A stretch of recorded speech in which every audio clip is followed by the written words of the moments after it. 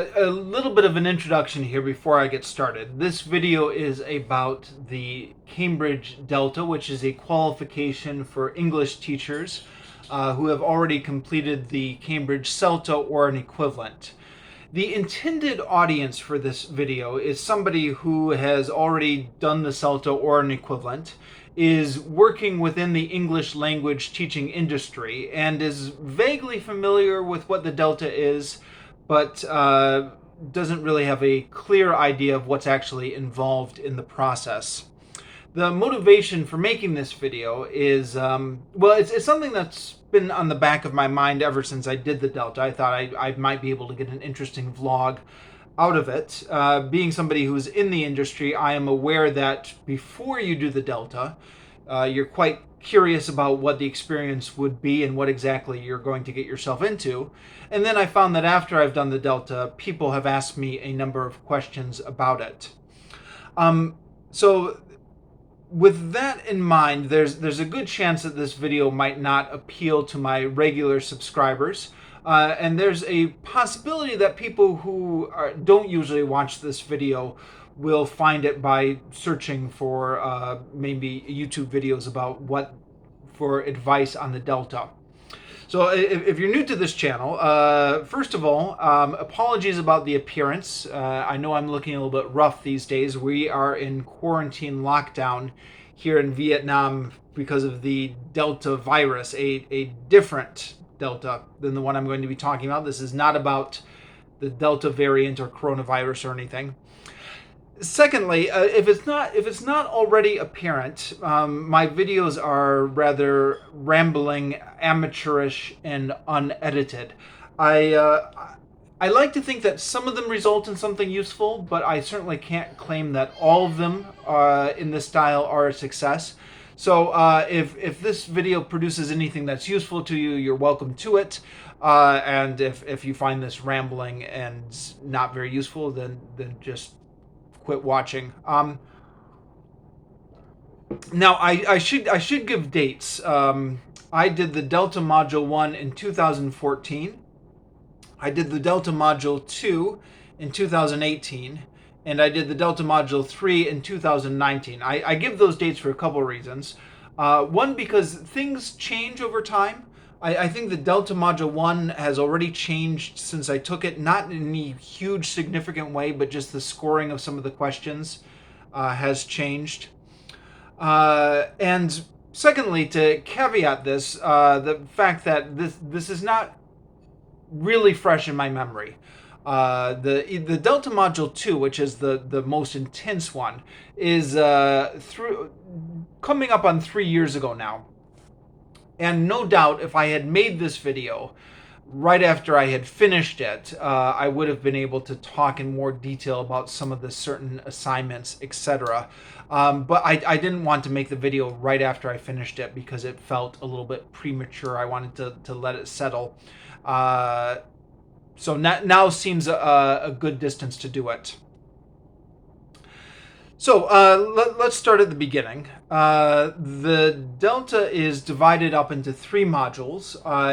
If you talk to somebody who's been in the industry a while, I was going to say somebody older than me, but maybe somebody my age who just took it earlier, they would have taken it all as one compact unit. But since then, Cambridge has divided it into 3 modules.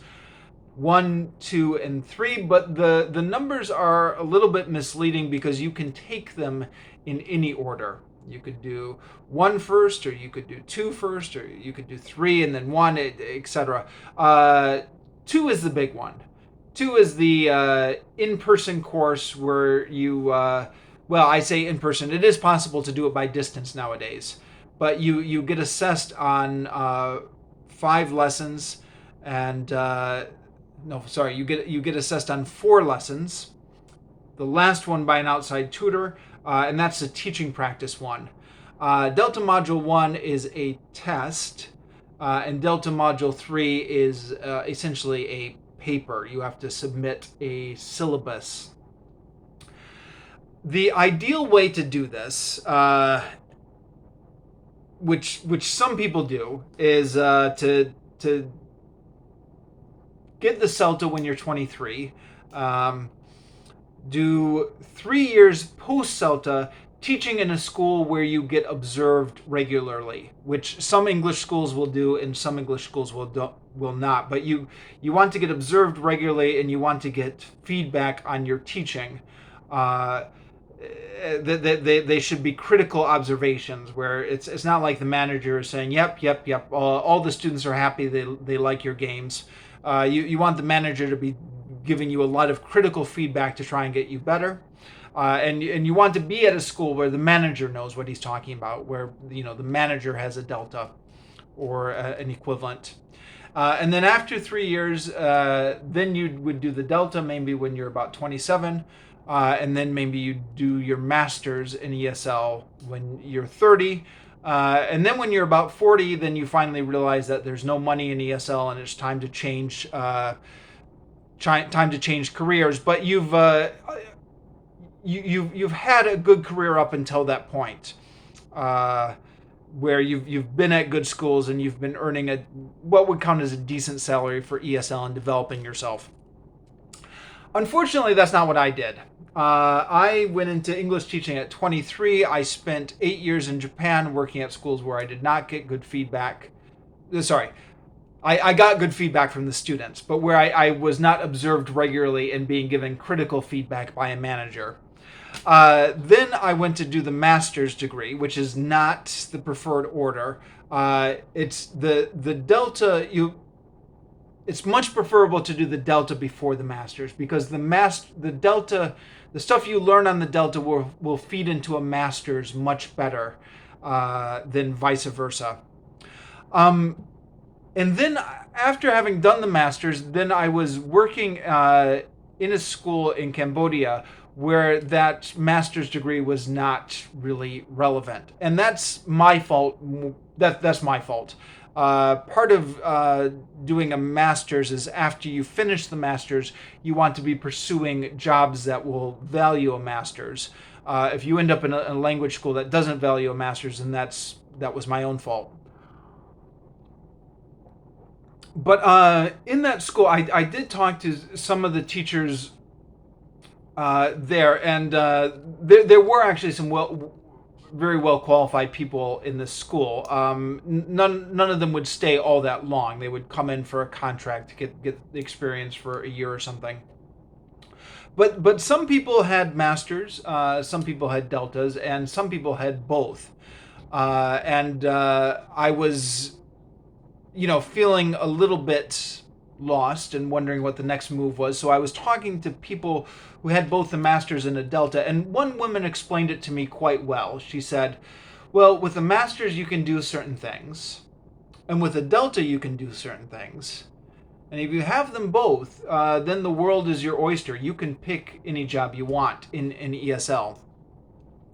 And it is true that the masters will open certain doors and the delta will open certain doors.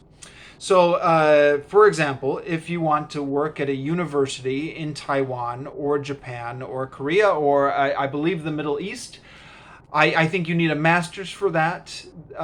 They couldn't care less about the delta in a lot of those university jobs. On the other hand, if you're in a language school in many areas of the world, for example, Southeast Asia, Vietnam, Cambodia, Thailand, or I believe some other parts of maybe Africa or Europe, although I'm getting away from my own personal experience, they want a delta and they don't really care too much about the master. So it does, you could, if you know what you want, you can pursue the qualification that matches that. But if you want to just bounce around the world teaching English, then you would do well to get both qualifications, although there is a significant amount of investment in time and money. I'm going to talk about the delta today. I did module 1 in 2014. And it was a friend and coworker of mine who was doing it who got me on board. He said, I'm going to apply for this. He was feeling like he needed the next step up professionally. And so I followed on his heels. And we and a third guy, the three of us together, applied for the Delta Module 1 course with the distance delta. Now, I was a little bit naive. I thought the distance delta was just the distance arm of the Cambridge Delta. But I believe they're separate organizations. The distance delta, at least insofar as Module 1 is concerned, is essentially a test prep business. So you take their course, they will prep you for the test, and then you have to take the test through Cambridge. We went through the application process. The application for the Delta is always strenuous, which makes sense, especially for Module 2. It doesn't make as much sense for Module 1. I'll come back to that later, maybe. So we did the application process, and we started the course. And the distance delta with Module 1, what they do is they send you a list of core texts that you are recommended to read before the course starts. I'm reluctant to divulge what that list of core texts is because I was going back through my old emails before I did this video with the distance delta, and I noticed that actually they were very clear that they would not send me the reading list before I had paid up front. So I'm worried that I'm going to be violating some copyright by even giving out their list of core texts. But the general list of Delta Module 1 reading, not the distance delta core text, but just the general Delta Module 1 reading is, I don't believe that is copyrighted or kept secret. So I'll link to that. I also, on my blog and on my YouTube channel, keep a book review project going, and I've reviewed many of the books on the Delta reading list, so I'll link to my list of reviews in the description of this video. But yeah, they send you a list of core texts, and you've got like a couple months to read them before the course starts, and I made a good dent in them. I think I can at least divulge this much. Key reading for Delta Module 1 is Beyond the Sentence by Scott Thornberry, and How Languages Are Learned by Spada and Lightbound. And the two guys I was doing it with, I remember were complaining about how boring the texts were. But I had actually done the masters in TESOL before doing the Delta. So my basis of comparison was very different. I was aware of just how dry and boring these texts can get once you get into it. And so in comparison with that, I found the Delta Module 1 reading quite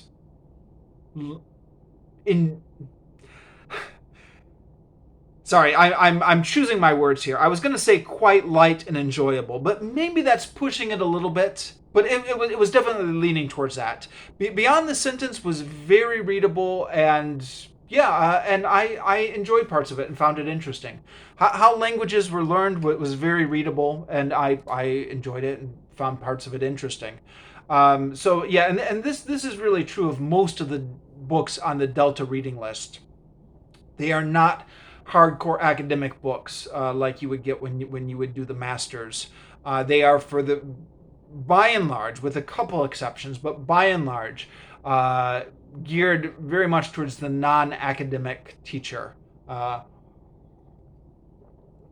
So there are some academic concepts in there, definitely. How languages is learned, for example, how languages are learned, is trying to distill years of research into second language acquisition, but is trying to distill it into something very readable for somebody who's not used to reading academic texts.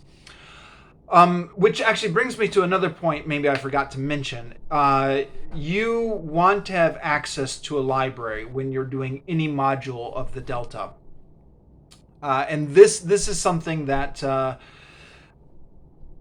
is easy to overlook when you're applying for it. And being language teachers, we're all out in different areas of the world, but you need to either be at a school with a very good library in it, a decent staff room library, or you need to have access to the PDF copies of it. And again, this is something I hesitate to say because this is obviously violating copyrights, but I think this is very extremely common among teachers who are doing any module of the Delta to somebody in the staff room who has done the Delta beforehand, or have acquired from somebody else all these electronic books, and we'll share with you the folder, and you can use those maybe if you don't have any other resource. Because otherwise, what are you going to do if you're out in this school out in the middle of nowhere, somewhere in the third world? You can't possibly buy all those books and get them shipped over to you. Okay, anyway, so after reading those core texts, the way the Module 1 worked is for the Distance Delta, for 3 weeks, every week they would send us out a packet of readings to do. And because I disliked reading stuff out of the screen I dislike reading stuff off of the computer screen, I would print them at my school, which, my school didn't mind because it was for professional development. Although sometimes it would be like 30 pages in the packet. So it was kind of a little bit of waste of paper, but I would print them all out, staple them together, go to a coffee shop and read through them. And it would be essentially what it would be. It would be taking the concepts that you needed to know for Delta Module 1 that you could have gotten by reading 10 different books, but just condensed into here's the basics. Here's what you really need to know. And you read through them, and there may be some reflection questions or exercises to check your comprehension, and you can check your answers in the back of the packet, that type of thing. But for the most part, it's informational content, and it's written in a very digestible format. I found the readings to be readable, enjoyable, kind of, and interesting quite often. So that part was all right. I'd just go to a coffee shop, I'd order some coffee and a sandwich and just enjoy eating and drinking and reading what I thought was a fairly readable, digestible pamphlet. But acquiring the content knowledge is really only half the battle with Delta Module 1, or maybe not even that. The real thing you've got to learn is you've got to learn the format of the test, and you've got to know how to answer the questions. Because the rules of the test are very strict, and it's a standardized test where you've got to spend some time just doing test prep and kind of figuring out, okay, what kind of answers will get you points, what kind of answers will not give you points, what kind of content are they looking for, what kind of content are they not looking for. Time pressure is a big thing on this test. You've got a lot to write and a very limited amount of time to do it, so you've got to learn exactly how much to write to get the required points, but not to write any more. And the test prep element of the Delta Module 1, I hated. And it was partly because I wasn't very good at it. Because, every week I would submit it, and the tutor would be like, no, you can't write it like that. You've got to write it like this. But it did not excite my imagination or stimulate my intellect. I felt like it was just learning to jump through hoops.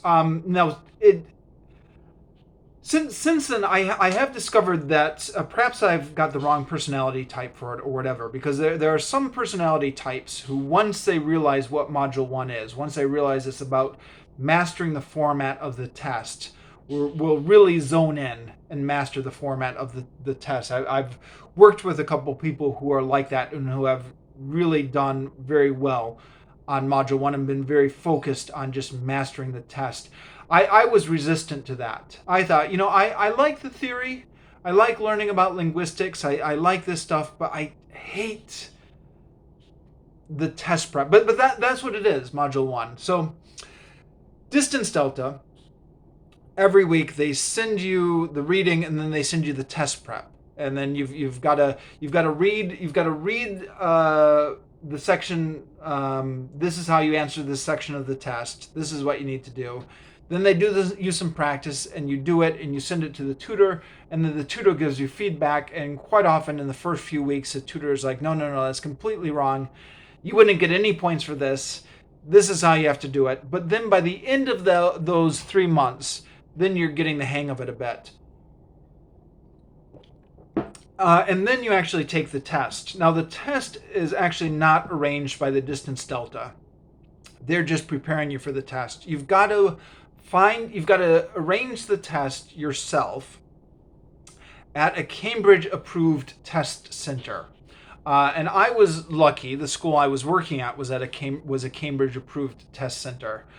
Some people have to travel significant distance to get to a Cambridge approved test center.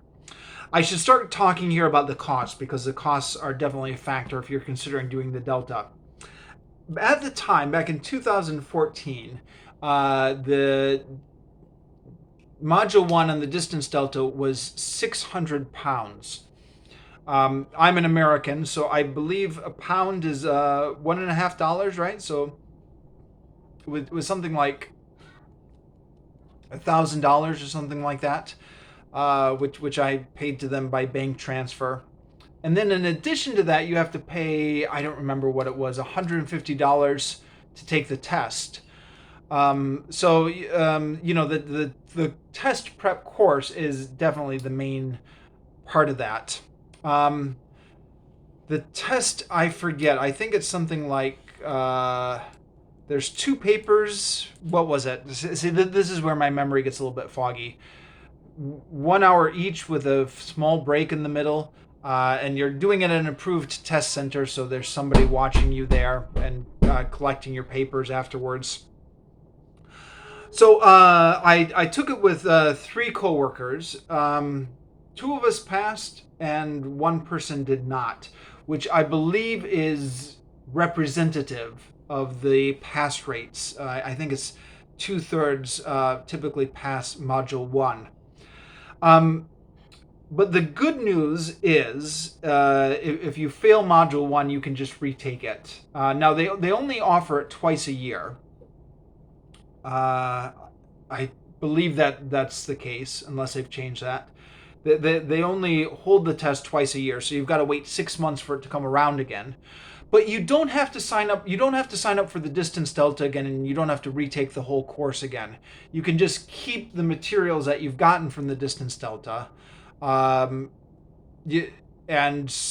study that and try and use that extra 6 months to really bone up on your knowledge. Unless you arrange something with a tutor, you wouldn't be getting any additional feedback on your test prep, which is where the distance Delta is really useful for that tutor feedback. But I know a lot of centers will informally do Delta Module 1 study groups, where people will study together and give each other advice. And that would be a way to save money instead of signing up for the distance Delta. I don't really have any complaints about the distance Delta. It was good, but it was expensive. The whole thing is expensive. So that was 3 months of my life, and it's one of those things. It's one of these classic things here, where you have a certain amount of work to do every week to kind of stay current with the course. A certain amount of reading to do, and the reading I found enjoyable, and the test prep, which I did not find enjoyable. And if you're able to focus yourself, it's really, I think they say on their materials it's 6 to 7 hours a week, and that sounds about right. Some including kind of extra reading and vocabulary. You've got to memorize a bunch of vocabulary for Module 1. I think 6 to 7 hours a week is about right. But my problem, and perhaps a lot of people's problems, is I had trouble focusing myself. So, I would sit at the computer and I would say, okay, I'm going to work on this, but let me just check the news first. And while I'm here at the computer, let me just send out a couple emails quick. I'm not quite in the mood yet. Let me watch a video on YouTube, that kind of thing. And if you do that, and I'm terrible at that, then that 6 to 7 hours a week has a way of expanding. And procrastination is not good on a course like this because it's just always hanging over you. And if you're doing it by distance, you're doing this in addition to your normal work life and your normal going out life. So I didn't enjoy the way I felt like it added to my weekly stress and the way I felt like it cut in to my personal time, my personal reading time, or time I would otherwise have been using to, I don't know, do whatever. So at the end of those 3 weeks when we took the test, sorry, not 3 weeks, 3 months, when we took the test, it was like, oh, finally, it's over. I can have my life back. And then, almost immediately afterwards, it's time to start applying for the Distance Delta Module 2. And I thought, oh, I want to apply for this again. And then the Distance Delta Module 2 is, how long is it? It's like 6 months. And then after that, you apply for the Distance Delta Module 3, which is another 3 months. And I was thinking to myself, I do not want to spread this out over a year and a half. I just want to do it and get it all done and just find a place where they're doing it in person. The other factor was that, as I've indicated before by talking about how much the Distance Delta Module 1 cost, you don't actually save money by doing it by distance. It costs just as much by distance. I think once you add up all 3 modules, I remember doing the calculation and figuring out it cost a little bit more by distance than it would have been to just sign up for an in-person course. Plus, at the time, I'm not sure if this is still true, it probably is, the Distance Delta Module 2 involved like a week of orientation where you had to go for 1 week in person, and then you did the next 1 week or 2 weeks, I forget, but you had to do some element of it in person, and then you could do the rest of the 6 months by yourself. And at the time, I think it varies from term to term, from year to year. By the time we were in Cambodia and you had to fly to Korea to do that orientation part in person, I thought, oh, geez, if I'm going to fly all the way out to Korea, then I may as well look into doing a face-to-face course. And then I thought, the other thing as well, if you're doing the Distance Delta, you've got to arrange for a local tutor, which isn't so difficult if you're at a certified school. You can get your manager to do it for you. But then for the final lesson, you've got to fly the external assessor out to you. So you've got to pay for him to come out. I think you've got to pay for his accommodation and his airfare, and you've got to pay for his normal fee to observe your course, because your last lesson has to be observed by the external assessor. So by the time you fly to Korea, do the course, do the orientation, fly back, and then at the end of the course, fly the external assessor out to you from wherever he's coming from and pay for his accommodation. Then you're really not saving any money by doing it distance, except you're saving money in the sense that you don't have to stop working. Because if you do the face-to-face course, then you have to stop working for 2 months. So that's 2 months lost wages. Now, at the time, I didn't really calculate that into my calculations, but I did later. And it turned out those 2 months of lost wages increased the cost of the face-to-face course considerably once that all gets calculated in. Okay, so I've been rambling for 30 minutes and I'm still on Module 1. I'm going to stop here and then maybe do another video talking about Module 2.